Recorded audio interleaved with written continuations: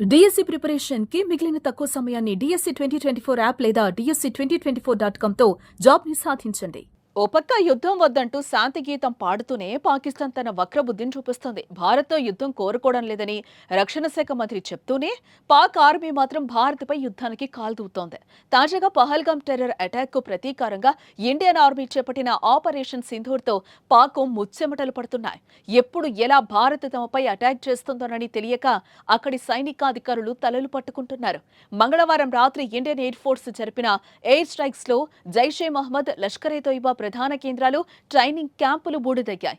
ఈ క్రమంలోనే ప్రతీకారానికి సిద్ధమైన దాయాది దేశం మన దేశ భూభాగమైన అమృత్సర్ పై మిస్సైల్ దాడికి ప్రయత్నించింది. దీంతో అప్రమత్తమైన భద్రతా బలగాలు ఆ కుట్రను సమర్థవంతంగా భగ్నం చేశాయి. ఏకంగా పాక్ ప్రయోగించిన మిస్సైల్ ను యాంటీ మిస్సైల్ టెక్నాలజీని ఉపయోగించి గాల్లోనే బ్లాస్ట్ చేశారు. అనంతరం అమృత్సర్ పరిసరాల్లో పాక్ మిస్సైల్ శకలాలు చెల్లాచెదురుగా పడిపోయాయి.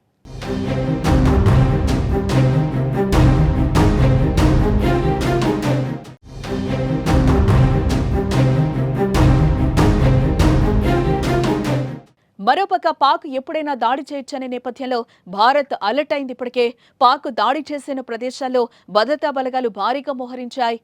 పాక్ దాడిని తిప్పికొట్టేందుకు అన్ని అస్త్రాలను భారత్ సిద్ధం చేసుకుంది. పాక్ చేసిన దాడికి ప్రతి దాడి చేసేందుకు కూడా సిద్ధమైంది. ఇదిలా ఉంటే మరోపక్క ప్రధాని నివాసంలో కీలక సమావేశం నిర్వహించారు. ప్రధాని మోదీతో అజిత్ దోవల్ భేటీ అయ్యారు.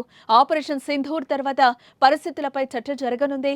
పాక్ ఇండియా మధ్య పరిస్థితిని ఎప్పటికప్పుడు తెలుసుకుంటున్నారు మోదీ. నియంత్రణ రేఖ వెంబడి కాల్పుల పరిస్థితిపై సమీక్ష నిర్వహించనున్నారు. ఇక పూంచ్ సెక్టార్లో హృదయ విదారకర దృశ్యాలు బయటకొచ్చాయి. పాకిస్తాన్ ఆర్మీ కాల్పుల్లో భారత్కు చెందిన 4 చిన్నారులు మృతి చెందారు. పూంచ్ సెక్టార్లో నిన్న ఉదయం నుండి భారీ ఎత్తున కాల్పులైతే జరుపుతున్నాయి పాక్ ఆర్మీ కాల్పుల్లో 4 చిన్నారులతో సహా 13 మంది మృతి చెందినట్లుగా తెలుస్తోంది. తాజాగా మరోసారి పంజాబ్లోని అమృత్సర్లో కూడా పాక్ దాడులకు తెగబడింది. అయితే పాక్ వక్రబుద్ధిని ముందే పసిగట్టిన భారత్ వాటిని తిప్పికొట్టింది. దీంతో ఎలాంటి భారీ ప్రమాదం జరగలేదు.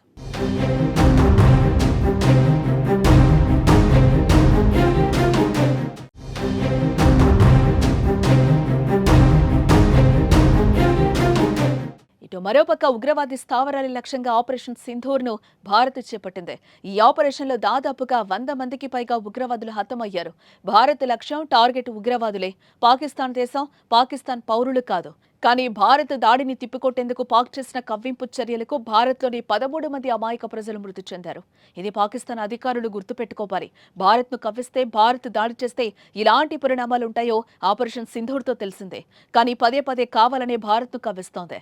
ఇది పాకిస్తాన్కు మంచి పరిణామం కాదంటూ పలువురు విశ్లేషకులు భావిస్తున్నారు.